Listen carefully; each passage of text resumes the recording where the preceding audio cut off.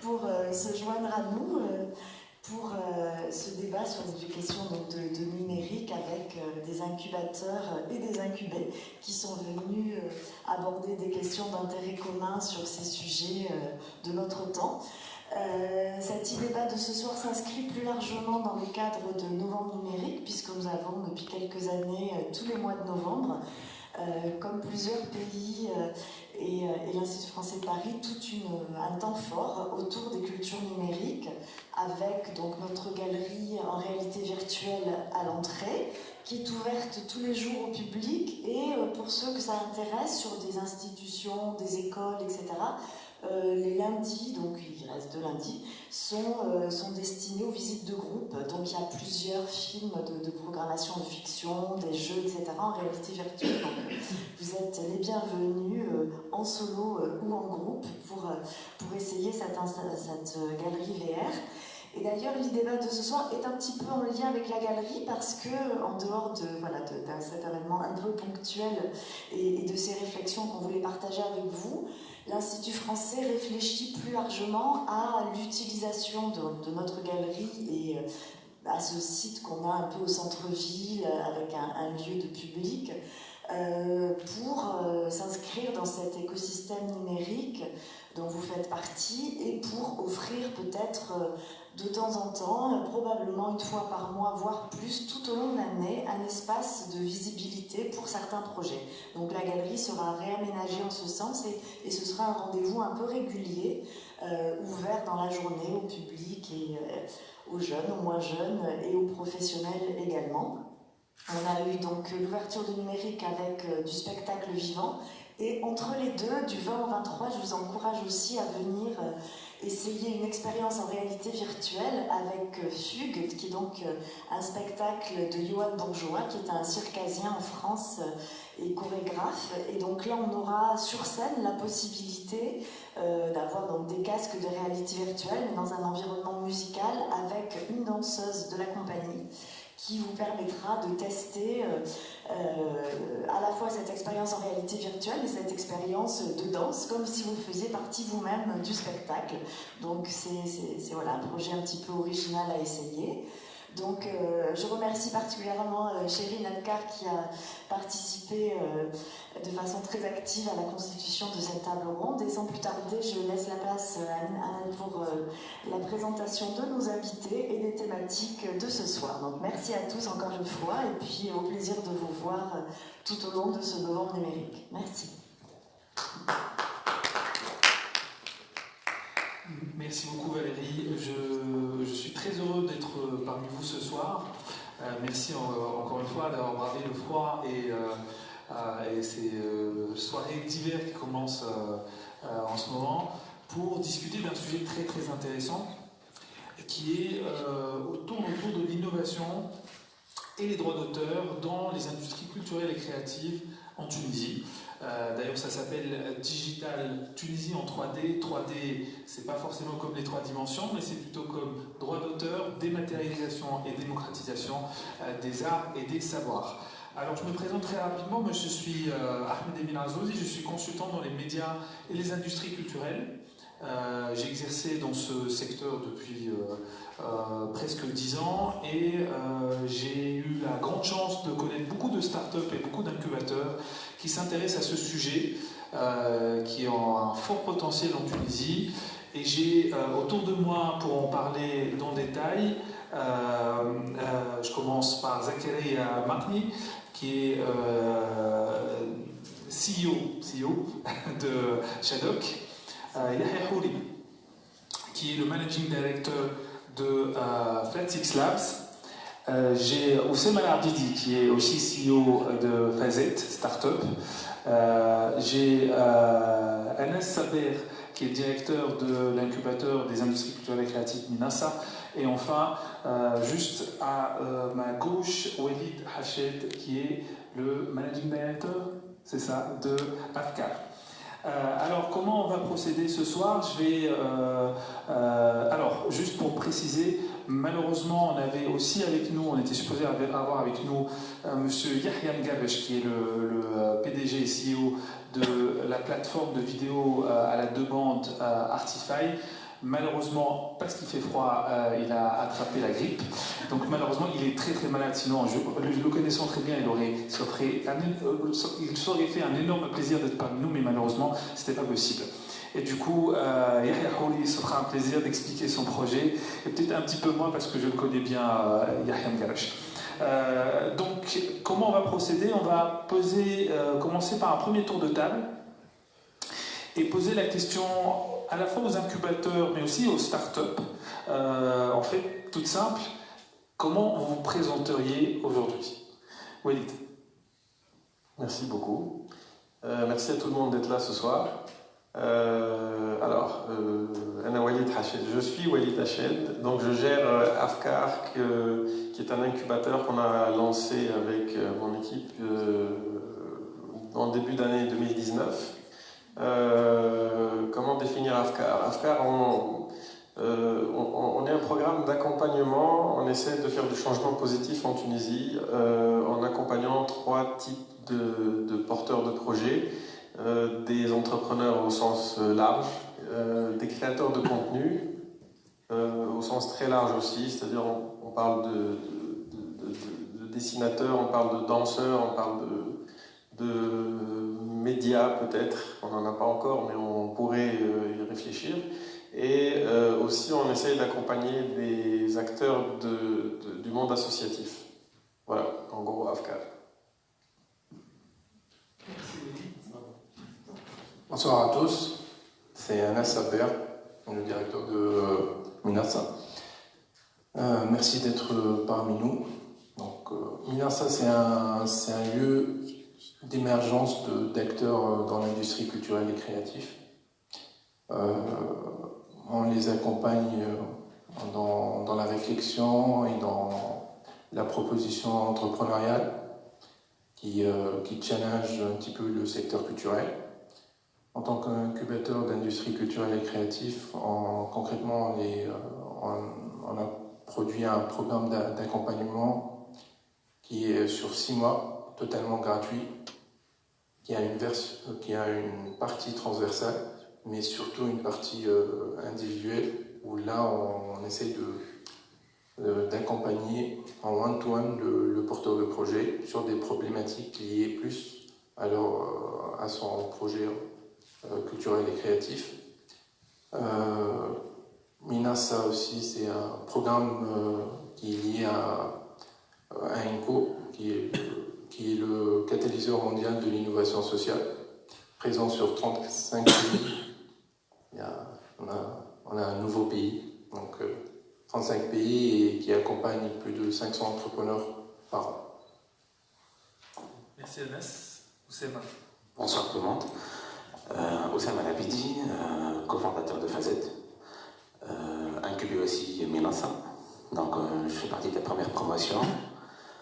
Fazet, c'est une plateforme de print on demand, c'est du POD, donc on met en relation les designers et artistes avec la clientèle qui voudrait acheter leurs produits, avec les fournisseurs qui voudraient fabriquer leurs produits. Donc j'ai fait une expérience de print pendant 10 ans, ce qui m'a permis d'avoir un petit catalogue fournisseur assez intéressant, et je les ai fidélisés pour travailler cette plateforme-là avec eux. Voilà. En quelques mots, qu'est-ce que ça veut dire POD en fait, print on demand? C'est le print on demand, c'est ne pas avoir un stock et imprimer et livrer un tableau d'art ou un article d'art à la demande du client. Donc, sur la base d'un catalogue d'œuvres artistiques pour être des artistes et leur portfolio qui vont avec. Merci beaucoup, Zema. Yahya, je t'en prie. Merci. Yahya Houli, je suis directeur exécutif de Flatix Labs. Alors c'est drôle comment tout est relatif, parce que d'habitude je suis dans des panels avec des gens qui sont beaucoup plus business classique et traditionnel que moi, donc je me sens très innovant, et là c'est l'opposé, c'est où tout le monde est dans la culture et moi je suis plutôt du côté business, et donc je me sens un peu comme le gars vieux jeu sur le panel. Et donc Flatix Labs, c'est un accélérateur de start-up et un fonds d'investissement. Un accélérateur, c'est le même concept qu'un incubateur, la seule différence c'est que notre audience est un peu différente. Nous, ce qu'on fait, c'est qu'on prend tous les projets qui sortent d'incubateurs, donc qui viennent à l'étape de l'idée, qui sortent avec un prototype, et nous, on les prend à l'étape de prototype à l'entrée sur le marché et à une croissance qui n'est pas seulement en Tunisie, mais à l'extérieur aussi. Donc on a en Tunisie, ça fait 2 ans qu'on est opérationnel. On est présent sur 6 pays, la région MENA. Ça fait donc 8 ans qu'on opère à travers la région. En Tunisie, on a investi dans 34 projets sur les dernières 2 années. Et on investit dans tout ce qui est dans la technologie et l'innovation. On a 10% de notre portfolio qui est dans le créatif, et on en parle, dont Artify d'ailleurs, et on en parlera un peu plus au fur et à mesure de la conversation. Merci. Merci Zakaria. Merci Aslama, merci d'être venu. Donc je suis Zakaria Mekni, j'ai monté une société depuis quelques années et depuis quelques mois, après mon expérience de société de service, nous nous sommes spécialisés dans la signature électronique et nous nous sommes fait incuber par Afkar qui nous a aidés à mettre en forme un produit qui est Shadok, qui est une plateforme pour permettre aux Tunisiens en particulier et aux entreprises pour signer des documents, les partager et les stocker. Voilà. Signer électroniquement des documents. Voilà. Merci Zakaria. Et je vais rapidement aussi parler de Artify, qui est incubé aujourd'hui et accéléré chez Flat6 Labs. Il s'agit d'une plateforme, ce qu'on appelle la VOD, une plateforme de vidéo à la demande. C'est la première plateforme tunisienne de cinéma tunisien. C'est-à-dire qu'on peut accéder à un grand catalogue de films tunisiens, 70 à peu près, 70-80 de films tunisiens qu'il est quasiment impossible de voir à la télé ou même dans les salles de cinéma, parce que c'est déjà ces deux anciens films qui sont déjà sortis il y a quelques temps, qui sont accessibles sur la plateforme Artify. Et aujourd'hui, le CEO, le directeur de Artify, c'est Yahya Ngaj, dont je vous ai parlé tout à l'heure. Alors, avant de partir sur le deuxième tour de table, parce que durant ce deuxième tour de table, moi je vous poserai la question de la relation entre l'innovation et les industries culturelles et créatives en Tunisie. Moi je voudrais quand même ouvrir une petite parenthèse pour rappeler ce que sont les industries culturelles et créatives et ce que sont les industries culturelles et créatives en Tunisie. Alors il s'agit, pour ceux qui ne le savent pas, ce sont toutes les industries dont la matière première est la créativité humaine, et les idées de l'être humain. Et il s'agit généralement d'industries qu'on connaît tous, le cinéma, la musique, les musées, les jeux vidéo, les arts du spectacle, etc. Tout ça, c'est ce qu'on appelle les industries culturelles et créatives. Et elles génèrent ce qu'on appelle l'économie créative, qui est une économie qui a un énorme impact aujourd'hui mondial, c'est à peu près 3% du PIB mondial. Aujourd'hui en Tunisie, elles se développent, elles ne sont encore pas assez développées en tant qu'économie. Il y a une grande activité culturelle en Tunisie, mais elle n'est pas encore passée à un stade d'industrialisation. Et c'est peut-être quelque chose dont on va parler tout à l'heure. Et peut-être l'innovation sera peut-être un catalyseur pour l'industrialisation de ce secteur d'activité. Aujourd'hui, il ne représente, économiquement parlant, que 0,6% du PIB national. Donc il y a beaucoup de choses à faire, et heureusement qu'il y a des startups et des entrepreneurs aujourd'hui qui vont participer à une prise en compte plus importante de l'économie de la culture en tant que business, comme tu dis Yahya, comme tu viens de le dire. Et justement, je vais peut-être te donner la parole, puisque toi tu gères un accélérateur plutôt généraliste. Tu viens de me dire à l'instant qu'à peu près 10% du portefeuille de Flat6 Labs c'était dans les ICC, l'industrie culturelle et créative. Quelle est ta vision en tant qu'incubateur généraliste par rapport à l'entrepreneuriat culturel et créatif aujourd'hui ?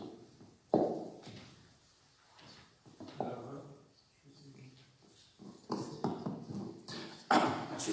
Alors donc, juste pour donner un peu de contexte, nous, ce qu'on fait, c'est donc pour avoir accompagné les 34 projets qu'on a là, on a eu environ, je pense, 1500 candidatures pour notre programme d'accompagnement. Et la raison pourquoi je dis ça, c'est parce que ça nous permet un peu de voir ce qui se passe à travers l'écosystème. Et ce qu'on a vu de plus dans les ICC, dans ces 1500 candidatures, pour une raison que j'ignore un peu, c'était un grand engouement pour la réalité augmentée et la réalité virtuelle. Ce qui est une bonne chose, parce que c'est-à-dire la Tunisie commence à maîtriser un peu ces technologies qui sont un peu nouvelles. Et un peu une mauvaise chose, parce que ils utilisent les buzzwords ils pensent que c'est intéressant pour les investisseurs. Les buzzwords, les mots à la mode, en fait. Ouais, les mots à la mode. Excusez-moi, je pense que je vais parler dans les 3 langues en même temps, parce que c'est un peu ma nature et ma limitation. Donc c'est la raison pourquoi ils utilisent la réalité augmentée et la réalité virtuelle, et pourquoi moi ça me frustre des fois, parce ils effleurent la surface de la technologie. Donc ils n'utilisent pas vraiment les technologies à leur plein potentiel. Et donc c'est vrai qu'ils utilisent certaines technologies comme ça, mais ils l'utilisent par exemple pour des questions d'histoire, parce qu'on est dans le monde de Carthage, etc. Mais à la fin, on trouve peut-être 25 projets qui travaillent sur exactement la même chose, alors qu'il y a un océan immense d'opportunités qui, je pense, n'est pas vraiment exploré en Tunisie. Je trouve que c'est un peu dommage. Je ne sais pas ce qu'on peut faire ensemble pour pousser un peu plus un investissement, parce qu'il y a énormément de potentiel en termes de talent technique et technologique en Tunisie. Peut-être qu'on peut essayer de recadrer un peu les entrepreneurs vers des créneaux dans les ICC qui ont des marchés qui sont beaucoup plus viables que, par exemple, quelqu'un qui fait de la réalité augmentée pour un site historique, où réellement le seul client qui peut être intéressé, c'est soit le musée à côté, soit l'Union européenne, par exemple, ou quelqu'un qui veut soutenir le monde créatif. Merci Daria. Maintenant, je vais poser la question aussi à Walid. Aujourd'hui, AFCAL se définit, un des piliers de AFCAL aujourd'hui, c'est la création de contenu. Tu en as parlé tout à l'heure. Comment tu peux nous expliquer comment un incubateur comme AFCAL s'intéresse à cette question de la création de contenu et la création artistique? Déjà, c'est peut-être parce qu'on aime faire le grand écart avec mon associé Houssem. On a décidé de se lancer dans ce projet qui est un projet à but non lucratif pour soutenir la Tunisie post-révolution. Après la révolution, on s'est régalé avec plein de contenus qui émanaient de Tunisiens, jeunes Tunisiens, des vidéos, des chansons, que la liberté d'expression que la révolution nous a donnée a permis de se développer. Par contre, on a noté que plusieurs jeunes Tunisiens qui avaient développé des passions autour de ces métiers créatifs n'arrivaient pas nécessairement à vivre de leur passion. Et c'est là où on s'est dit, tant qu'à développer un programme d'accompagnement d'entrepreneurs qui finalement vont travailler sur leur business model, je te laisse traduire en français. Mais le modèle économique. Voilà. Essayons d'appliquer un peu les mêmes méthodes donc les mêmes méthodes business pour permettre à des jeunes passionnés de vivre de leur passion plutôt que de devoir aller accepter un emploi plus traditionnel et petit à petit laisser tomber cette passion et disparaître.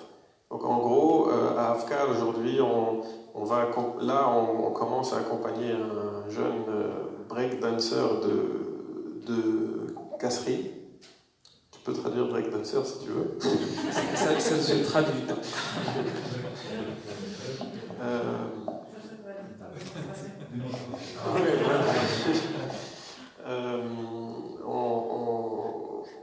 On veut accompagner tous les jeunes qui ont des idées qui sortent de l'ordinaire, qui sont artistes un petit peu sur les bords, qui peuvent nourrir un petit peu qui peuvent nourrir cette nouvelle génération de Tunisiens qui vivent sur les réseaux sociaux et qui ne savent pas vraiment comment pérenniser leur activité.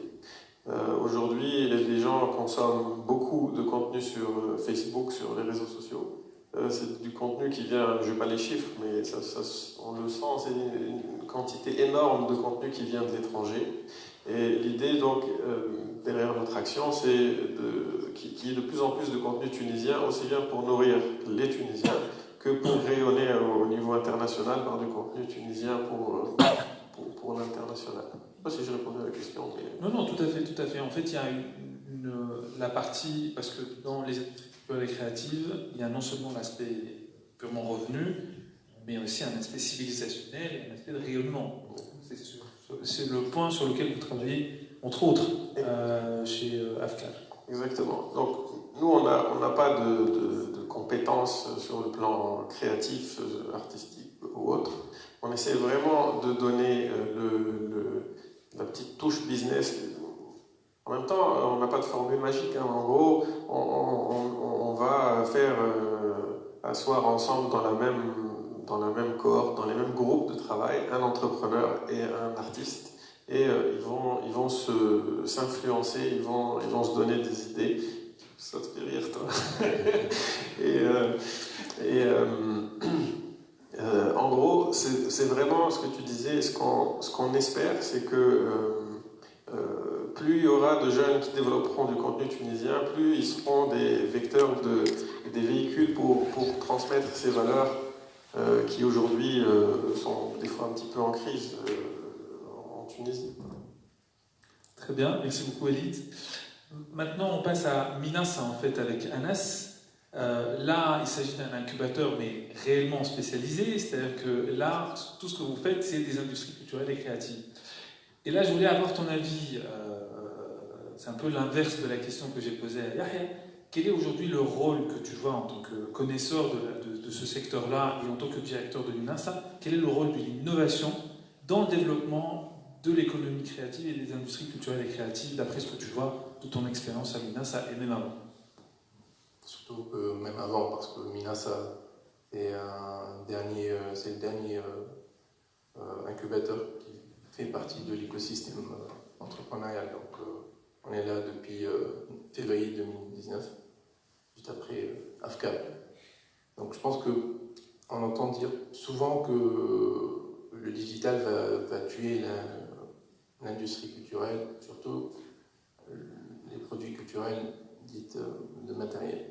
Donc, mais on le voit, on le constate aussi que, bien au contraire, donc, il y a un engouement pour tout ce qui est livres, tout ce qui est vinyle. La plupart des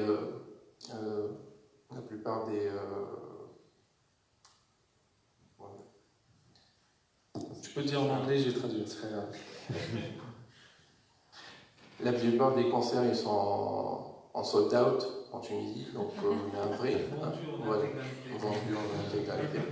Donc, exactement, vendu au guichet fermé. Guichet fermé.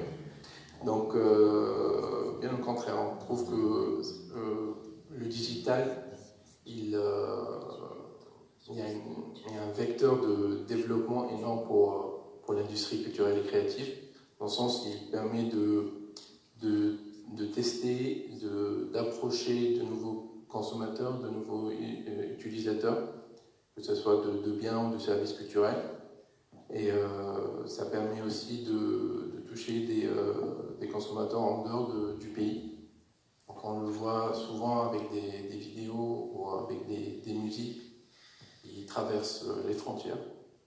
Donc, et là, à Minasa, on est très, très conscient de cette problématique et on essaye de les aider à développer des modèles économiques hybrides entre tout ce qui est matériel et profiter de l'effervescence du numérique pour générer plus de revenus par rapport à quelqu'un.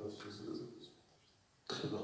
Je te laisse. Justement, ça fait une excellente transition pour Oussema. Maintenant, on va poser la question aux startups elles-mêmes qui qui participent à le développement d'une nouvelle économie basée sur la culture, mais aussi sur l'innovation et parfois sur le digital. En l'occurrence, là, on va parler d'une plateforme qui va valoriser les artistes. Ouais. C'est une plateforme principalement digitale, du coup, c'est ça le truc, c'est que... on parle de Phazette. Phazette. Donc c'est une plateforme digitale, comme disait Anas, ça sert à vraiment distribuer l'art et donner de l'accessibilité à l'art, même à l'étranger, parce que vendre sur le digital, on peut vendre à l'étranger. C'est bon, on ne se limite pas à un store physique, quoique il faut utiliser avoir un store physique parfois. Du coup, Phazette, la plateforme, elle est là pour soutenir ces designers et ces artistes qui n'ont pas les moyens ou qui n'ont pas l'envie de quitter un bureau, d'aller chercher des fournisseurs, d'aller fabriquer par eux-mêmes leurs produits. Et du coup, ils font appel à nous en tant que plateforme pour faire le travail à leur place. Et généralement, tes clients, c'est qui exactement? Enfin, ces clients, je pense que tu as des fournisseurs, entre guillemets, et des clients. Les fournisseurs, c'est qui? C'est les artistes, j'ai bien compris, et ça consiste en quoi? En fait, on a 3 parties dans la plateforme. On a les bénéficiaires qui sont les designers, parce qu'ils vont bénéficier de la plateforme pour vendre leur art et le distribuer. Généralement, ils font des fresques, des designs, de l'illustration. La deuxième partie, c'est les clients qui vont acheter. Et du coup, là, on est en train de cibler les clients, que ce soit jeunes ou seniors, et qui ont envie d'acheter un truc fait par un designer tunisien, qui ont envie d'acheter que ce soit un t-shirt, que ce soit de la décoration, de l'ameublement, de l'habillement. Et des articles vraiment créés par des Tunisiens dans un commerce équitable, fait 100% par des Tunisiens aussi, fabriqués dans des ateliers tunisiens. Donc c'est cette partie-là, c'est cette clientèle-là qui en a marre d'acheter des trucs importés et qui veulent vraiment soutenir le dinar au lieu de soutenir l'importation. Voilà. Et la troisième partie, c'est les fournisseurs qui sont aussi dans le commerce équitable. On est en train toujours de travailler avec des fournisseurs qui sont 100% tunisiens. Les matériaux sont 100% tunisiens aussi, qui payent leur CNSS. Voilà. Donc, qui sont dans la proximité aussi pour ne pas charger un coût sur les transports et ramener des produits qui sont assez loin. Donc voilà, c'est le trio. Très bien. Et ce qui est intéressant aussi avec Phazette, c'est qu'au départ, c'était un marketplace totalement en ligne. Donc, et là, on est en train de construire un feed digital. Donc, entre physique et digital. Donc, au départ, le consommateur peut se connecter sur Internet. Donc, il peut choisir directement son t-shirt. Et il peut soit commander en ligne et le recevoir en ligne, soit il peut le prendre directement dans une boutique qui est liée à Phazette aussi. Qui est un jardin de Carthage. Voilà. Jardin de Carthage, c'est ça. C'est un jardin de Carthage. C'était la minute pub aussi. Donc, et voilà. Ce qui est intéressant aussi, c'est que ce parallèle entre physique et digital. Et qu'on peut, dans sa boutique à lui, on peut commander le t-shirt et le recevoir chez lui directement. Merci beaucoup, Oussama. Maintenant, avant de passer à Zakaria, je vais poser à Yahya, mais en tant que l'autre Yahya, on peut s'entraider sur ça, il n'y a pas de problème. Sur Artify, est-ce que tu peux nous en dire un petit peu plus par rapport à ce que c'est que le produit Artify? Bien sûr, je pense que pour vraiment simplifier, c'est comme le Netflix pour le Maghreb. À la différence que pour l'instant, il n'y a que des produits tunisiens et bientôt il y aura des produits du reste du Maghreb. Ce que tu avais mentionné au début est très vrai, donc ça va à l'encontre de l'idée que les gens ont que la technologie tue les ICC. Je trouve que c'est vraiment complètement l'opposé, où la technologie d'Artify permet à des œuvres d'art, de films, de courts-métrages et tout ça, de rester beaucoup plus longtemps en circulation. Parce que en Tunisie et dans plusieurs pays du monde arabe, dès qu'un film est sorti des salles de cinéma, il n'y a plus aucune façon de le revoir ou de le revisionner. Et donc le fait qu'il est disponible en ligne pour vraiment pas cher, ça permet vraiment d'abord à l'artiste d'être plus connu, ensuite à ceux qui ont, aux producteurs, aux producers, bon, je sais pas si producteurs, bien sûr, d'amortir encore plus le chiffre, le coût du film avec un chiffre d'affaires qui dure beaucoup plus longtemps que juste la sortie en salle. Mais ça permet, moi ce qui m'impressionne toujours, c'est la visibilité que quelqu'un peut avoir. Je pense qu'on avait parlé il y a 6 mois, il y a un artiste tunisien qui avait un film, music video, qui est sur YouTube, qui a fait plus de 100 millions de vues. Ah, tu parles de Balti, mais c'est plus que 100 millions, c'est 600 millions. 600 millions maintenant. C'est beaucoup plus que certains rapports américains très connus. C'est Balti, il a une vidéo, Yali, je pense, si je ne me trompe pas, qui a 600 millions de vues sur YouTube. C'est de partout dans le monde. De partout dans le monde. Pour moi, c'est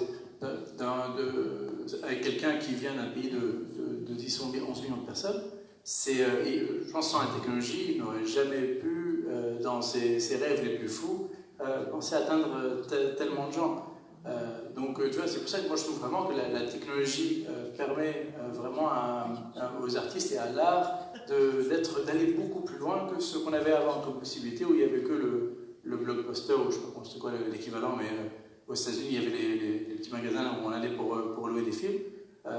Et maintenant, c'est n'importe qui peut avoir accès à de l'art qui était rentré dans les tiroirs il y a des dizaines, vingtaines, trentaines d'années, et qu'on peut tout simplement ressortir maintenant en version HD, et ils peuvent le regarder et vraiment se re-inspirer de l'art qui était disparu à un certain moment. Et je peux ajouter un témoignage. Je pense que Yahya d'Artify a beaucoup de chance, il a 2 personnes pour parler de lui ce soir. En fait, un des intérêts aussi d'Artify, c'est que moi j'ai vu des producteurs et des réalisateurs être très très contents de voir cette nouvelle, ce qu'on appelle dans le langage média, une nouvelle fenêtre de diffusion. Avant, il n'y avait que la salle de cinéma.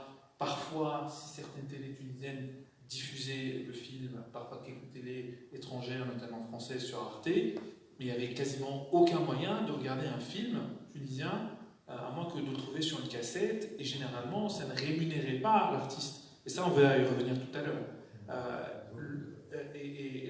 Effectivement, la question du droit d'auteur, on va en parler par rapport à ça dans le 3e tour. Donc, Artify vient remplir un besoin réel aujourd'hui d'un certain écosystème, l'écosystème cinéma, des producteurs, des distributeurs.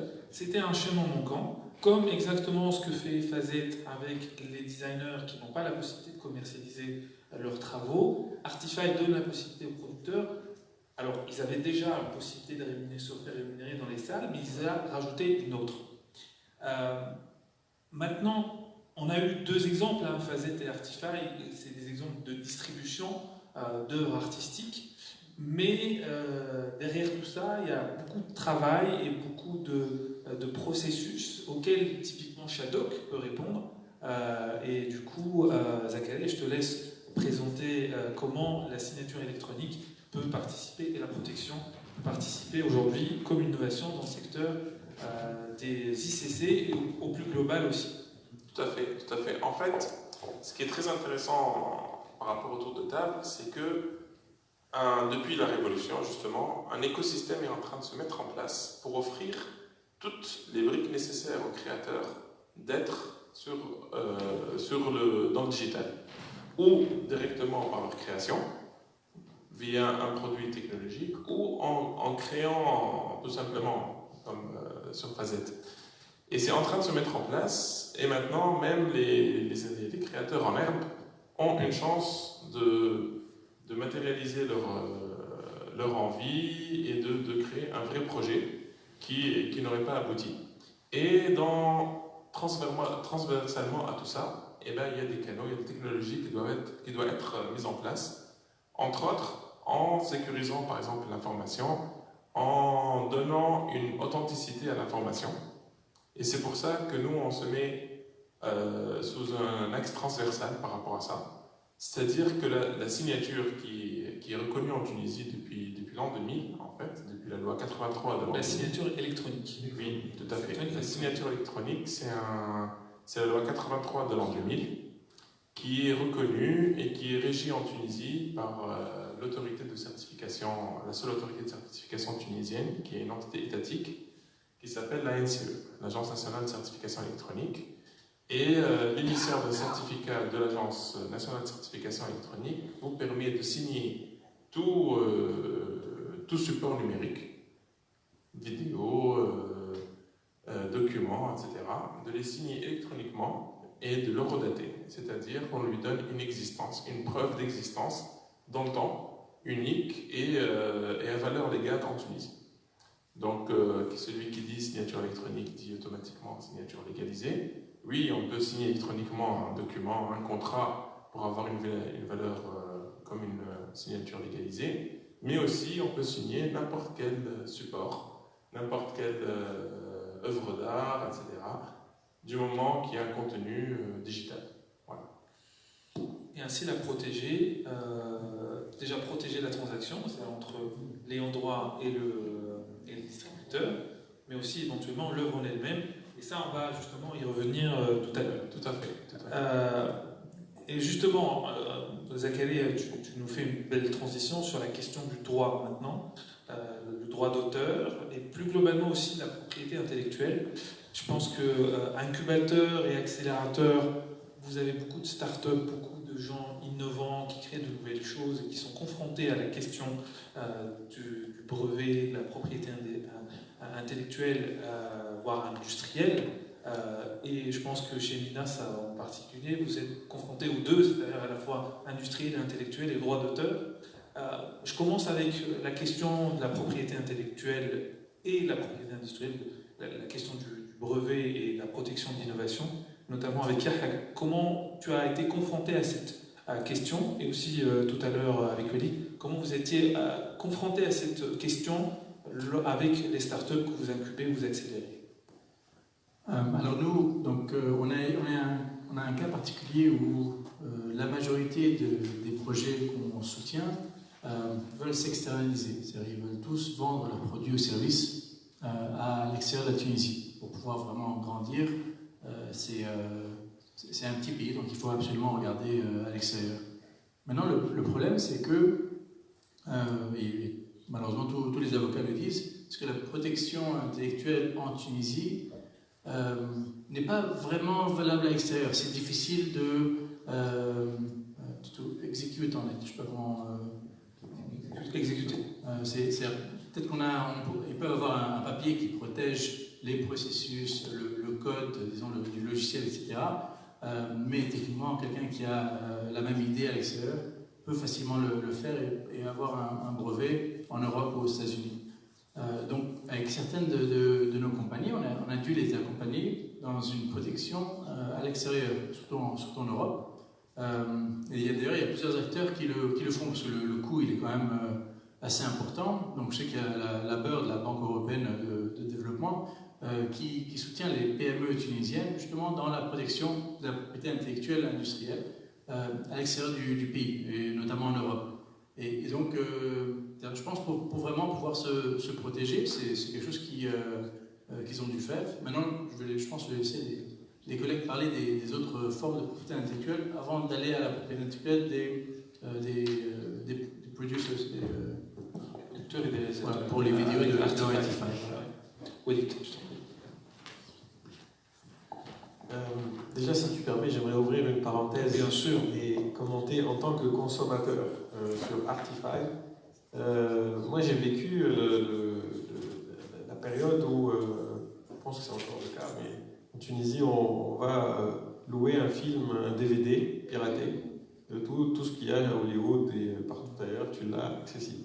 Dès qu'un film tunisien sort en salle de cinéma, Il y a eu quelques tentatives de mettre ces films-là chez les vendeurs de DVD et tout de suite, il y a eu une réaction assez violente des producteurs pour protéger leur contenu qui a fonctionné.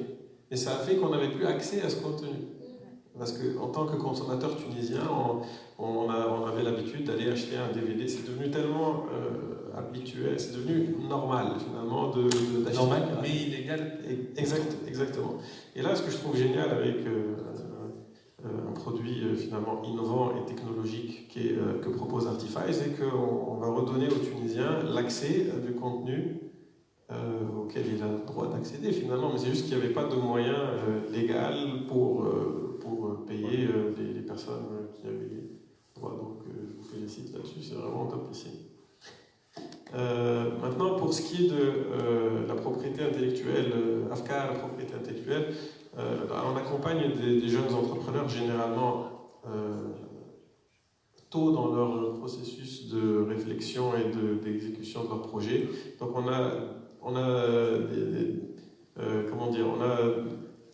on gère la propriété intellectuelle. On a différentes histoires avec la propriété intellectuelle. Je vais vous en raconter une. Un jeune entrepreneur vient nous voir et nous dit: j'ai une super histoire, je veux faire partie d'Afkar, mais je ne peux pas vous la raconter parce que vous allez me la piquer. Donc ça c'est vrai. Oui, c'est ça. Et donc ça arrive, voilà, donc on a une petite réponse, machin, on lui dit l'idée c'est gratuit, ce qui compte c'est l'exécution. Ce qui compte c'est comment tu vas mettre en œuvre ton idée. Mais après pour être plus sérieux, clairement il faut savoir, il faut protéger son idée une fois qu'on a une idée qu'on pense bonne et qu'on pense qu'il faut investir son temps et ses ressources pour la faire évoluer. C'est pour ça que nous à AFCA on organise plusieurs workshops pour sensibiliser à ces questions-là, informer sur les possibilités, que beaucoup de gens finalement savent qu'il faut protéger l'idée mais ne savent pas comment faire. Ils ne savent pas si en allant à l'INORPI, est-ce qu'ils seront protégés en Tunisie, est-ce qu'ils seront protégés à l'étranger, comment faire si je veux protéger à l'étranger, etc. Donc il y a clairement il y a tout un travail d'information en tout cas. Il faut informer les gens qui sachent que même s'ils ne sont pas protégés parce qu'ils n'ont pas les moyens, il y a des façons de faire aussi. Il faut savoir se protéger aussi par quand on partage son idée avec un investisseur ou autre, ne serait-ce que dans la façon dont on écrit le mail en lui expliquant que c'est une information qui lui est partagée à lui pour un titre confidentiel. Confidentiel pour un sujet précis, etc. C'est un début de preuve demain devant les tribunaux, etc. Donc c'est ce genre de pratique qu'on essaie d'apprendre à nos jeunes incubés. Voilà. Merci Walid.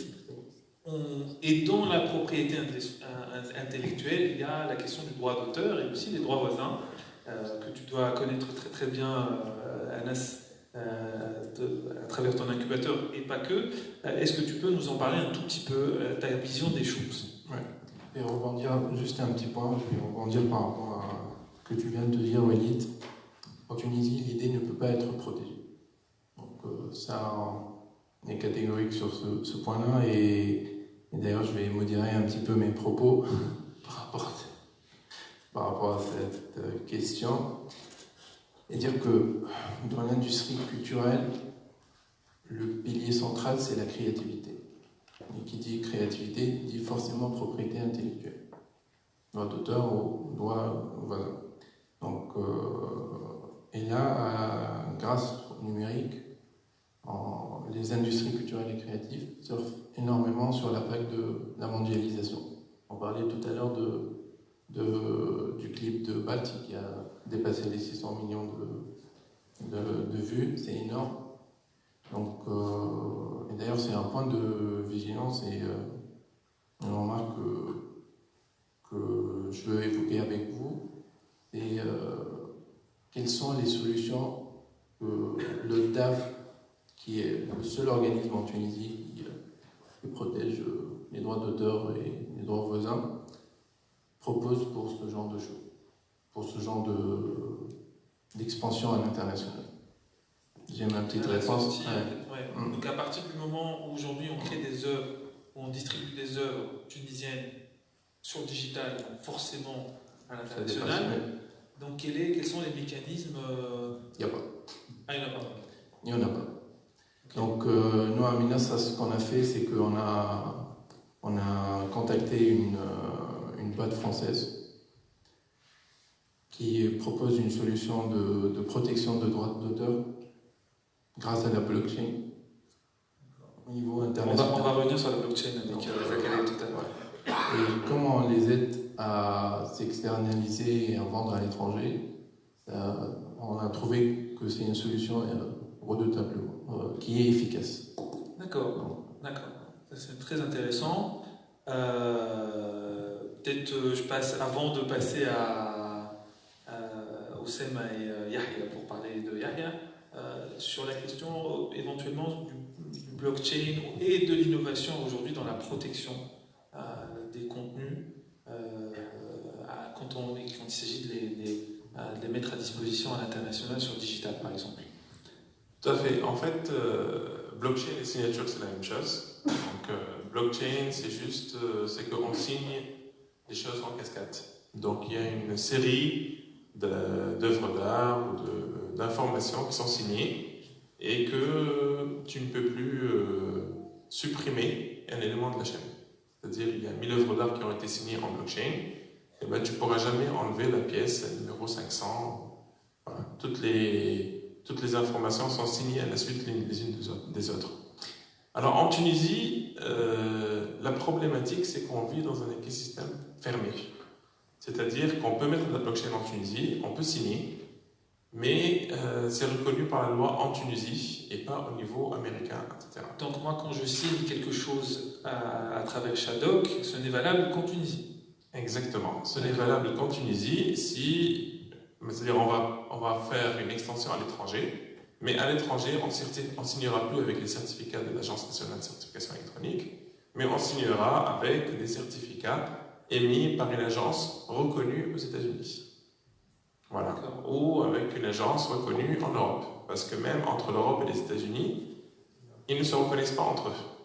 Donc, une blockchain signée avec des certificats américains n'est pas reconnue en théorie par une blockchain qui est signée avec des certificats européens. Par contre, l'Europe a mis en place un mécanisme de reconnaissance mutuelle entre tous les pays européens. Voilà. Est-ce que toi, sur Shadok, tu as des velléités, la volonté d'étendre ta... Bien sûr. C'est coûteux parce que on veut rajouter de l'archivage de documents, des choses homologuées en Europe qui sont un peu coûteuses. Mais oui, on compte s'étendre à l'étranger et probablement offrir des services de signature européenne en Tunisie. Voilà. D'accord, très bien, merci. Maintenant, on va parler des autres startups. Je pose la question à Oussema. Aujourd'hui, comment, à travers Fazed, tu traites la question du droit et du droit d'auteur, et comment, tout à l'heure tu parlais du commerce équitable entre guillemets sur les arts, c'est très intéressant. Comment tu traites la question du droit et de la rémunération entre guillemets juste des artistes qui collaborent sur Fazed? Donc, une petite anecdote. Fazed, c'est un mot typiquement tunisien. Du coup, on n'a pas besoin de le protéger à l'étranger. Donc, donc on l'a protégé à l'ENORPI seulement, dans les 46 classes par contre, pour se protéger un peu partout. Donc voilà. Pour les artistes, on est passé par la plateforme que Milassa nous a présentée, qui est Hippocampe, et avec laquelle on peut protéger nos données. Bon, on a encore une petite contrainte, c'est qu'on peut protéger une donnée par jour. Donc il faut attendre 24 heures pour protéger les créas. Donc le jour où Shadok sera sur l'international, vous passerez sur Shadok. On va passer, on crée du business. C'est ça, on va passer sur la nouvelle plateforme. Donc voilà. Chaque designer, dès qu'il entre sur la plateforme, il y aura un contrat d'exclusivité, de partenariat avec la plateforme. Donc, dès la première fois qu'il va envoyer une des créas, automatiquement, le contrat il sera signé, on va commencer à travailler avec ces visuels en exclusivité et on va faire tout pour les protéger. Sur toutes les plateformes à laquelle on peut avoir un accès. Et chaque protection de créa sera faite au nom des deux personnes qui sont Fazet comme plateforme et le créateur. Donc on ne prend pas la création de designer et on ne prend pas l'exclusivité seulement. On ne prend pas toute l'exclusivité sur la créa, on la prend sur la période d'exploitation de cette créa. Donc il sera protégé. Et nous, on se protège en même temps pour que ce designer ne va pas chercher d'autres plateformes pour le concurrencer sur un même produit qu'on est en train de créer pour lui. Donc là, c'est la partie protection. Après, pourquoi on fait ça? Parce qu'en fin de compte, on va rémunérer le créateur. Et à chaque fois qu'un objet est vendu, l'artiste il est payé. Donc, fin du mois, disons, on va compter ce qu'il a vendu et la rémunération elle est de 60% des bénéfices nets. Donc on n'est pas en train de faire un 50-50, on est en train d'investir à sa place, donc on récupère nos charges directes et indirectes, et tout ce qui est bénéfice net, on est en train de lui donner 60% pour l'encourager à créer plus. Et créer plus, c'est gagner plus, c'est la plateforme qui va vivre aussi de ça. Très bien, merci Oussama. D'ailleurs, tout à l'heure, tu m'as montré un certificat, si tu peux le montrer directement sur ton téléphone. C'est un certificat électronique d'accord entre Fazet et les artistes qui collaborent sur Fazet. Voilà, c'est Hippocampe. Et il est sur le portable de Oussama. Pour protéger cette créa avant de la sortir. Avant de sortir la créa, la première chose à faire, c'est de valider le certificat, d'avoir un dépôt international. C'est un certificat de dépôt international avec la date redotée et avec un code empreinte numérique qui est infalsifiable. C'est ça, c'est le code numérique infalsifiable qui est sur Etherscan, donc la plateforme Ethereum. Très bien, merci beaucoup Oussama. Et pour finir, on va parler d'Artify et de films à protéger. Alors, on sait tous, la piraterie, quand il s'agit de cinéma, elle est extraordinaire. On a la possibilité de voir n'importe quel film à n'importe quel moment aujourd'hui en illégal. Mais aujourd'hui, Artify propose cette alternative, ce que disait tout à l'heure Walid, en légal. Absolument. Et en fait, ce qui est intéressant, donc il y a plusieurs choses qui sont intéressantes avec Artify. La première, c'est qu'il est en train de changer le modèle économique des licences en Tunisie. C'est-à-dire qu'on ne paye plus un distributeur comme on le faisait avant. Il paye directement au producteur à la minute. C'est-à-dire que si on regarde 5 minutes d'un film, le producteur est payé pour les 5 minutes de ce film-là. Et donc ça change complètement la vision que les producteurs ont, et bien sûr c'est en compétition directe avec les distributeurs, même si Artify est en train d'essayer de travailler avec les distributeurs aussi, mais ça a pris beaucoup de temps pour que Yahya puisse essayer de convaincre certains des producteurs de fonctionner de cette manière-là. Il y en a plusieurs qui ne lui faisaient pas confiance. Ils savaient qu'il y avait, je ne sais pas combien il y en a en Tunisie, mais je crois moins d'une dizaine de distributeurs. Il y en a deux encore. Des distributeurs tunisiens, il y en a 2 très actifs. Les autres, ils sont pas du tout dormants, quoi. Et donc, quand un producteur ne voit pas un de ces deux-là devant lui, il se dit mais qu'est-ce qu'il fait ce jeune? Pourquoi est-ce qu'il me parle de plateforme en ligne? Moi, si c'est pour mettre pour YouTube, sur YouTube, ça ne m'intéresse pas du tout. Et donc, il a dû vraiment éduquer les producteurs sur cette nouvelle façon de penser. Avec certains, il a réussi, avec d'autres, il n'a pas réussi. Maintenant, ce qui est intéressant avec son modèle économique, c'est qu'il a donné un accès direct aux producteurs sur sa plateforme. C'est un tableau de bord, c'est la première fois que j'utilise ce mot en français, un dashboard, sur exactement en real time, donc en temps réel, du visionnement de chacun de leurs films ou leurs courts-métrages. Et donc, le producteur a un accès direct pour voir exactement ce qui se passe, combien de gens l'ont vu, combien de minutes ont été visionnées, etc. Donc déjà, ça, comment on dit, empower. Ah, on a l'IFT, donc c'est ça. J'ai jamais fait un panel en français à 100%, mais je sais qu'on a l'IFT, donc on doit quand même... Un renforce, je sais pas, c'est peut-être ça. Non, mais c'est vraiment, ça donne beaucoup de... Ça renforce un peu la confiance le producteur lui-même, parce que je pense qu'il n'a jamais eu ce genre d'accès à ses œuvres à lui. D'habitude, on doit soit attendre à la fin du mois, soit à la fin de l'année pour voir qu'est-ce qui s'est passé, combien de ventes ils ont eu dans les cinémas. Donc c'est une. La deuxième chose, et ça ce qui est très intéressant, on en parlait un peu plus tôt, c'est que le modèle économique de Artify fait qu'il a toute une équipe qui va autour de l'Internet pour supprimer les copies illégales des œuvres qui sont sur sa plateforme. Il y a des process qui sont assez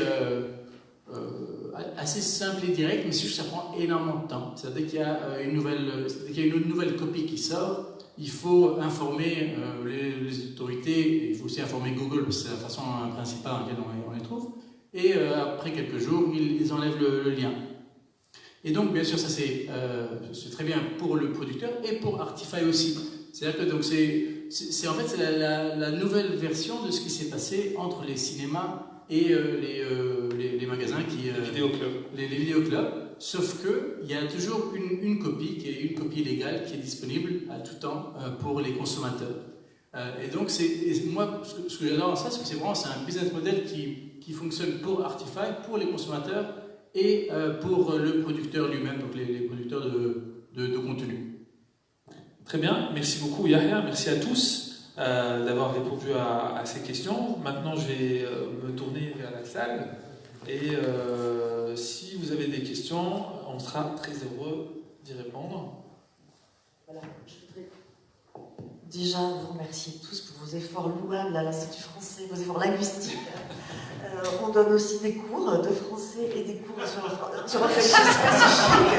On va peut-être penser à un cours spécifique sur les métiers de l'innovation, où c'est vrai que l'anglais prend grandement le dessus. Enfin, en tout cas, merci à tous pour ça. Évidemment, à l'Institut français aussi, on est très sensible à tous ces sujets, puisque que ce soit les films, que ce soit tout ce qui touche au design ou à différents produits culturels, on se sent tout à fait concerné, et même sur les questions de signature électronique. Alors c'est moins glamour, mais on va passer à partir de janvier sur notre comptabilité à une version dématérialisée. Pour l'instant, on avait beaucoup de contrats originaux qu'on utilisait, etc. Et donc finalement, même sur la mécanique, pour nous, c'est des questions qui sont très intéressantes.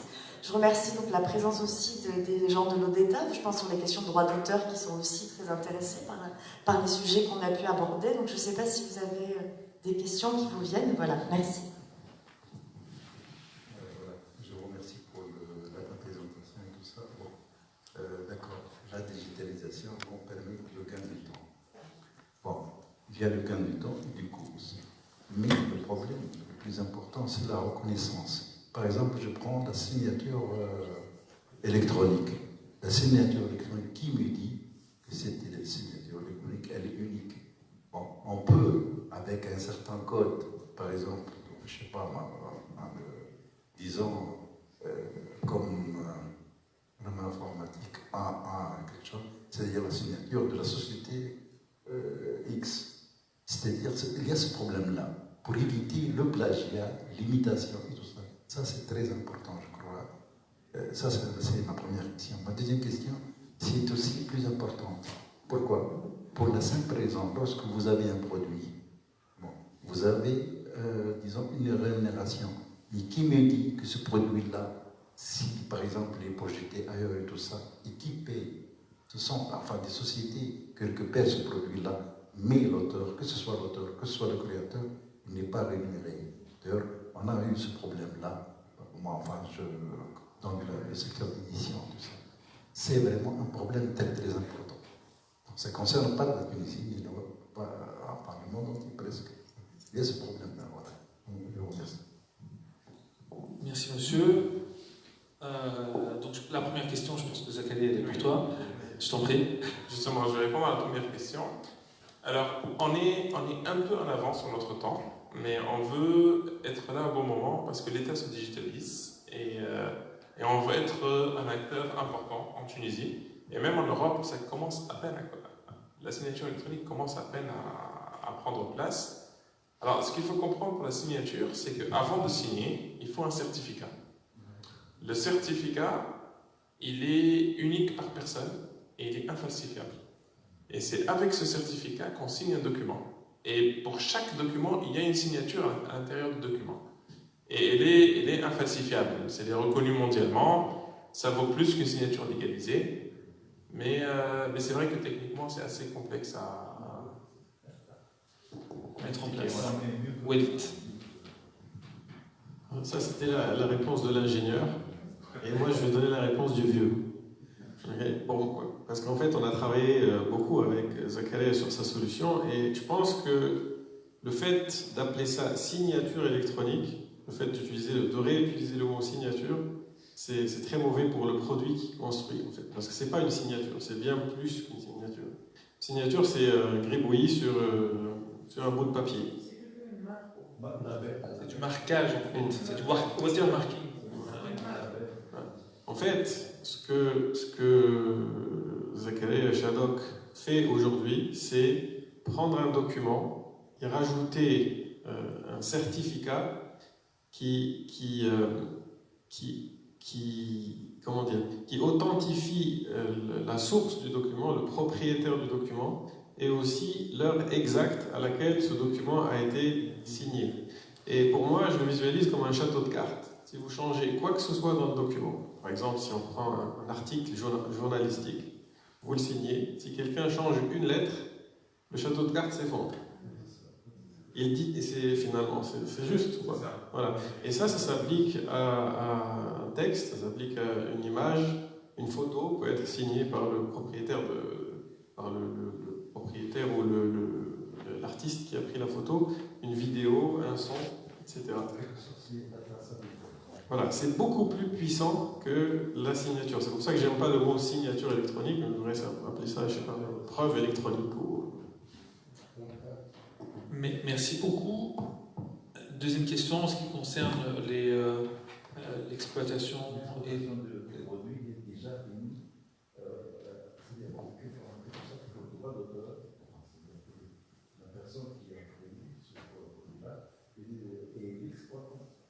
Parce qu'il y a ce problème-là, ça existe vraiment. En fait, l'exploitant qui utilise un produit sans forcément prévenir l'auteur. Par exemple, dans les hôtels. Un show comme ça. Ils n'ont payé pas. Ouais, en fait, c'est la traçabilité, c'est la royalties. Anas, si tu permets. Je pense que c'est une très bonne remarque. Et d'ailleurs, toutes les solutions, que ce soit Shadok, que ce soit Hippocampe pour nous, protègent de la propriété intellectuelle, mais n'assurent pas les royalties après. Donc je sais que le TAF, ils font ça. Et d'ailleurs, ces dernières années, les rémunérations, ils ont augmenté. D'ailleurs, on parlait tout à l'heure de la petite anecdote par rapport à l'exploitation des films piratés. Et c'est grâce à eux que, quelque part, que ces distributeurs de films illégaux n'ont plus accès à ces films-là. Mais je pense que la solution, elle est... votre réponse est très, très limitée quelque part. Donc je pense que c'est à améliorer. Et d'ailleurs, je vous invite à voir d'autres exemples, que ce soit SACEM, que ce soit en France ou aux États-Unis aussi.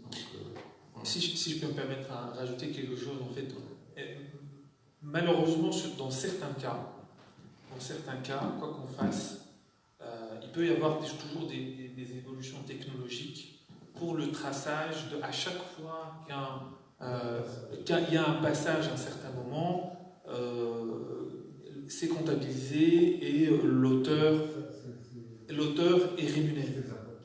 Alors, en fait, il y a plusieurs manières de faire. Il y a la manière classique. Moi, je vais prendre le cas du CNC en France. Le CNC en France, il y a une sorte de gros dictionnaire à chaque fois qu'il y a un film qui passe sur une chaîne télé ou qui passe sur... Il est comptabilisé et ensuite tout est remis aux auteurs et distribué, droits d'auteur et droits voisins. Alors, c'est pas toujours possible parce que, comme on l'a dit tout à l'heure, c'est vrai que le digital est une menace, c'est aussi beaucoup d'opportunités, mais là je vais parler spécifiquement du cas où c'est une menace. Typiquement l'industrie de la musique qui a énormément souffert de cette situation. où n'importe qui peut prendre un MP3, le télécharger, le diffuser, il ne sera pas du tout comptabilisé, il ne sera pas du tout... les droits d'auteur ne vont pas chez l'auteur, chez le co-auteur, le compositeur ou l'interprète. C'est ce qui a fait qu'aujourd'hui, l'industrie de la musique a complètement changé de modèle économique. C'est qu'aujourd'hui, tout à l'heure, on parlait de Balti, qui a 600 millions de vues sur YouTube. Balti récupère très peu à travers YouTube, malgré les 600 millions de vues. En fait, la transformation du modèle économique de l'industrie de la musique a fait qu'aujourd'hui, la valeur s'est déplacée du disque, qui était, à partir du moment où on achète un disque, on rémunère l'auteur, au concert, qui est beaucoup plus simple. Hein, il faut acheter son billet et on rentre et on va voir. Donc l'industrie, aujourd'hui, on peut écouter n'importe quoi gratuitement sur YouTube, on légale, et la valeur s'est déplacée sur les concerts.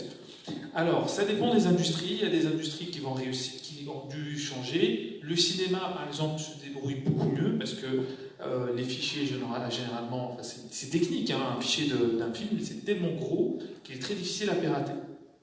Et l'industrie du cinéma a beaucoup appris de la musique, ce qui fait qu'aujourd'hui, on arrive plus ou moins à contourner ça. Il y aura toujours un certain pourcentage de royalties qui seront perdus. Sauf qu'il y a quand même beaucoup de choses à mettre en place pour minimiser ces pertes.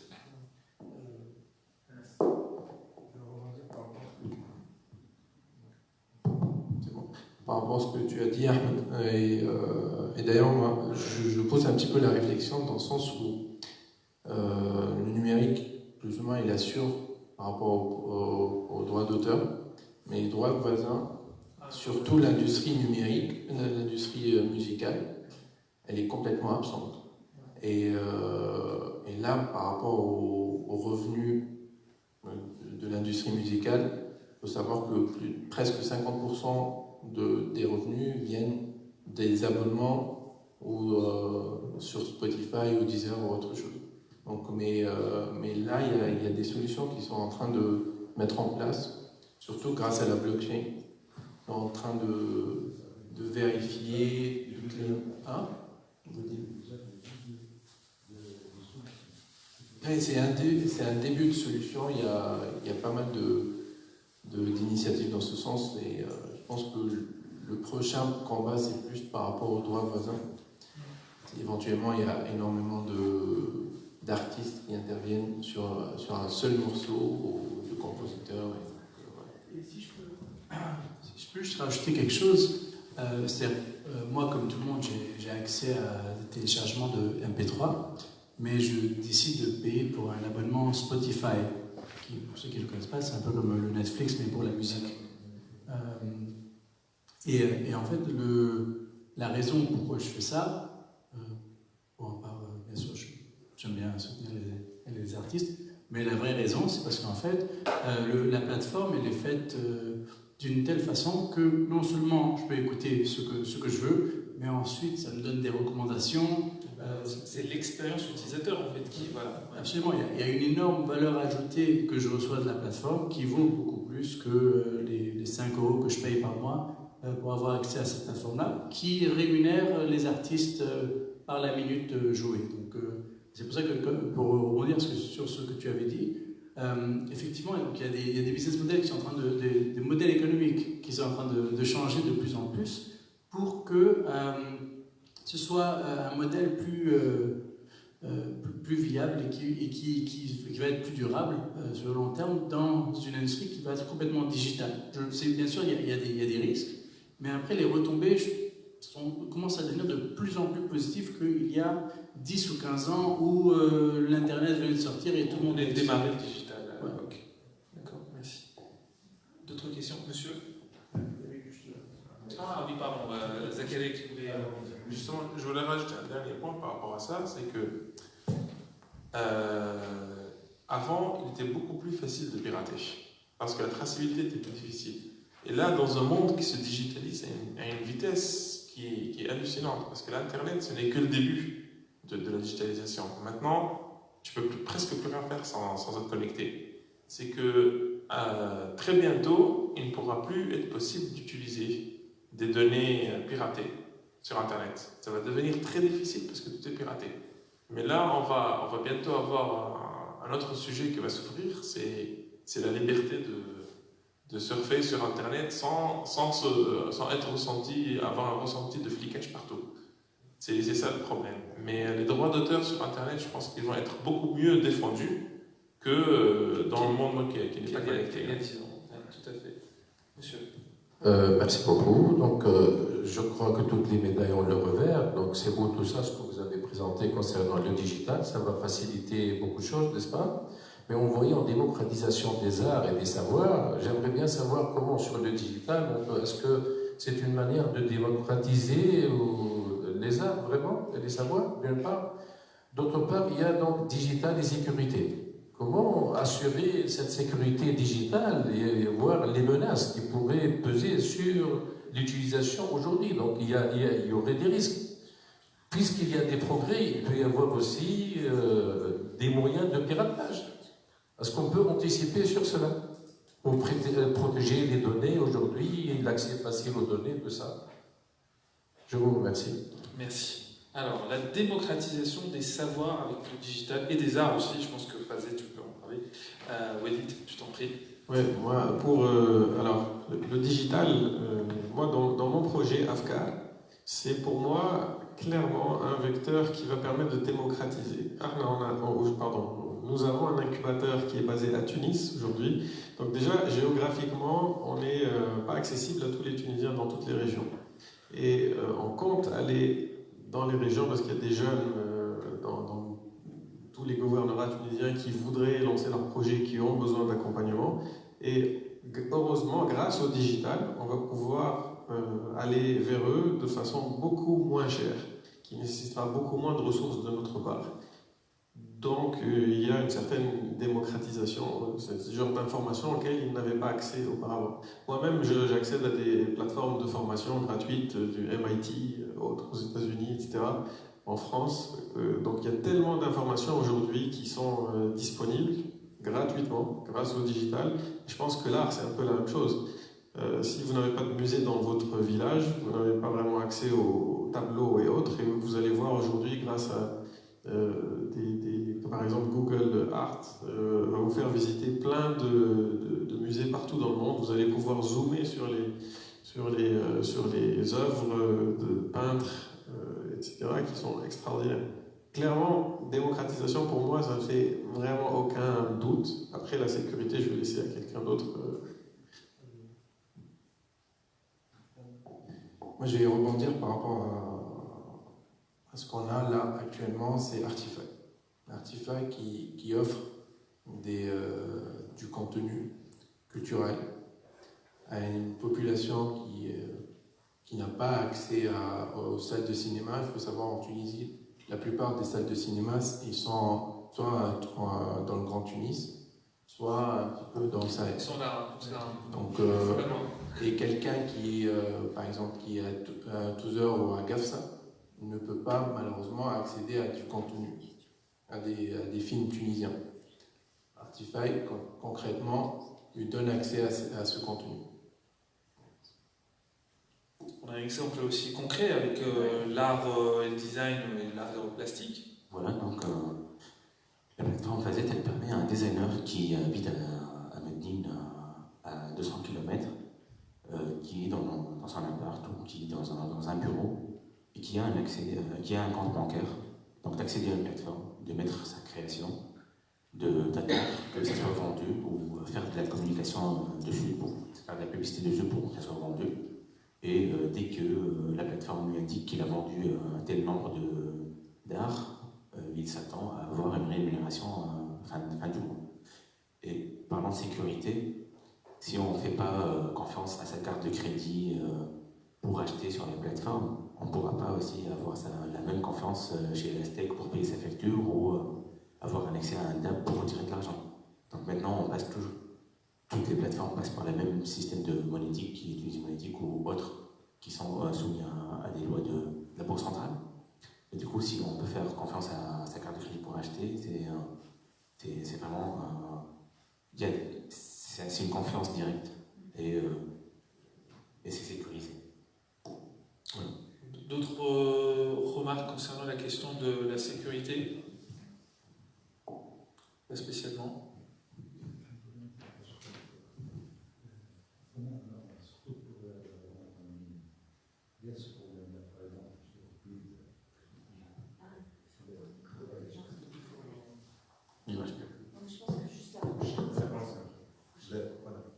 Je parle en tête de lorsque vous recevez, disons, la marchandise, la machine à jeu, n'importe quoi. Il y a le problème de qualité. Lorsque vous achetez, par exemple, directement, il y a la qualité, tout ça. Mais il y a eu beaucoup de problèmes au niveau de lorsque vous recevez enfin, la marchandise. Bon, comment vraiment il y a un problème. C'est par exemple pour la qualité, pour enfin, disons, la marque, tout ça. C'est un problème très, très, très important. Beaucoup, si vous voyez un peu le litige, le nombre de litiges, de cas et tout ça, ça augmente. D'un pas, ça facilite enfin, l'opération est très vite, ça bien fait, tout ça. Mais je parle au niveau de qualité, c'est-à-dire la marchandise que vous avez recommandée, est-ce qu'il y a un moyen de contrôle? Je pense que c'est exemple. Tu es le seul à pouvoir nous répondre sur ça. Je suis d'accord avec ça. Donc, vraiment, si on a lancé la plateforme après 6 ans, parce que Fazet elle a été créée en 2013, et si on vient de la lancer en 2019, c'est vraiment passer 6 ans à chercher les bons fournisseurs qui font de la qualité premium et vraiment essayer et réessayer toutes les étapes de production et vraiment assurer un produit de qualité. Après, pour un client qui n'est pas rassuré, c'est pour ça qu'on n'a pas encore lancé la plateforme jusqu'à ouvrir la boutique physique et faire ça en parallèle. Ça fera que Fazet aura un minimum de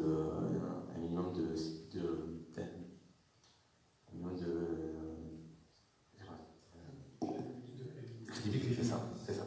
C'est avoir le store physique pour ceux qui n'ont pas confiance au digital, de venir voir le produit, l'essayer, l'acheter sur place s'ils le veulent. Après, l'erreur est humaine, donc souvent pour le digital, quand on paye en ligne, on peut se faire rembourser. Il n'y a pas de problème avec ça. Mais de toute façon, on est là pour assurer un minimum de produits de qualité. Donc, justement, je vais continuer par rapport à Fazet, parce que j'ai aucun doute sur la qualité de ce que Fazet vend. Mais c'est sûr que le marché tunisien, comme tous les marchés du monde, c'est comme le marché. Il peut avoir des bons sites, il peut avoir des mauvais sites. C'est comme partout. Et en Europe, il a fallu beaucoup de temps avant que le marché commence à se stabiliser. Alors, on est en décalage par rapport à l'Europe de quelques années. Le e-commerce commence à peine, mais il commence très fort. Et la concurrence devient de plus en plus rude. Donc, les sites qui ne vont pas vendre de la qualité, eh ben, ils ne pourront pas vendre tout simplement, ils feront faillite très rapidement. Parce que le bouche-à-oreille est beaucoup plus rapide que dans le marché traditionnel, où un arnaqueur pouvait survivre des années et des années. Maintenant, sur le net, ça y est, au bout de quelques mois, si tu ne vends pas de la qualité, si tu ne suis pas un minimum de standards, tu ne peux plus survivre. Les réseaux sociaux sont là pour disqualifier. Nous, on a soutenu, un des premiers projets qu'on a soutenu en Tunisie, c'est un projet qui s'appelle Dabchi. Ils ont 400 000 clients en Tunisie seulement. C'est un achat et vente en ligne d'habits usagés, donc d'habits pré-portés. Et donc bien sûr, c'est pas du tout le même cas où tu peux garantir, parce que tu as quelques fournisseurs. Ces gars-là, ils ont 400 000 fournisseurs. Donc bien sûr, c'est absolument pas possible de garantir la qualité. Ce qu'ils ont fait à la place, c'est qu'ils sont devenus un tiers de confiance. Donc ils ont dit, vous voulez acheter quelque chose, vous me donnez l'argent, moi je garde l'argent, la personne qui vous vend l'objet l'envoie chez vous, et vous avez 3 jours. Voilà, vous avez 3 jours pour dire OK ou pas OK. Vous dites OK, je donne l'argent, vous n'êtes pas OK, je vous rends l'argent et je vous rends le truc. Et ils ont pris ce risque-là au début, et il y a plein de gens qui leur disaient c'est pas possible, vous allez payer, vous allez perdre tout votre argent à faire des retours et tout ça. En fait, il y a moins de 1% de tous ces clients-là qui sont en train de rendre. Parce que, et in fine, un peu, exactement comme tu l'as dit, c'est que si moi je suis un des 400 000 qui veut vendre mes affaires et que clairement je dis que c'est une super belle chemise, mais en fait c'est un t-shirt tout naze, avec après une ou deux remarques ou commentaires en ligne, personne ne va plus jamais acheter de moi. Et donc c'est comme ça que, d'une certaine façon, c'est même plus optimal que dans je veux dire la vraie vie, mais bon, la vie physique, le marché traditionnel, où je peux être arnaqueur dans ce groupe de gens et après ils le savent, et donc je peux aller avec le groupe là-bas où ils ne me connaissent pas encore. Mais en ligne, ma réputation me suivra toujours là où je vais. Merci Yahya. Madame, je pense que vous vouliez poser une question, peut-être une dernière question. Moi? Non, juste madame derrière. Je pense que non, pas spécialement. Peut-être une dernière question, monsieur. Oui. Oui. Pardon? Je me contente d'écouter. Très bien. Walid et Afka, vous avez parlé tout à l'heure de transmission de valeurs. J'aimerais bien savoir de quelle valeur il s'agit concernant votre plateforme. Alors, en fait, quand on sélectionne nos projets, on s'assure que les porteurs de projets aient des valeurs en ligne avec les nôtres. Après, c'est des valeurs un petit peu universelles. C'est-à-dire, aujourd'hui, on pense qu'en Tunisie, certaines valeurs doivent être remises en avant, comme le travail, par exemple, comme l'entraide, des valeurs assez, la solidarité, etc. Des valeurs assez standards, mais qu'on pense des fois qui se perdent un petit peu en Tunisie. Je pourrais pas j'ai pas préparé une liste là, mais c'est-à-dire que je le fais un petit peu au cas par cas. Tolérance, il vous en faut combien d'abord? Oui, impact social. Voilà. Justement, comme j'étais incubé par AFCAR, je vais faire une remarque, mais pas que par rapport à AFCAR, mais par rapport à tout l'écosystème. C'est que, en fait, tout cet écosystème, moi je viens de l'industrie, ça fait un moment que je travaille, et je suis très heureux de rentrer dans un nouveau milieu qui est beaucoup plus sain que la banque où je travaillais ou les autres environnements où il y avait une concurrence très rude. Là, j'ai eu droit à beaucoup de conseils gratuits, beaucoup de mentoring gratuit, et tout cet écosystème où il y a plein d'incubateurs à des étapes différentes de l'entreprise, ils s'entraident, et tout ça, en fin de compte, pour aider la Tunisie de demain, et ils font des remarques par rapport à des gens qui sont haut placés dans l'État et qui font attention à l'avenir de notre pays pour combler les trous existants. En fait. Par exemple, l'AFCAR est arrivé à un certain moment où il n'y avait aucune entité qui accompagne le tout début de la création d'entreprise. Et il y avait plus des accélérateurs qui arrivaient, on va dire, en milieu de chaîne. Et là, on a un écosystème qui se remplit de plus en plus. Et ce sont des jeunes qui ont une vision qui a d'autres valeurs qu'on est en train de mettre en avant et qui aide tout le monde à avancer ensemble. Voilà. Messieurs, merci beaucoup. Merci à vous tous d'avoir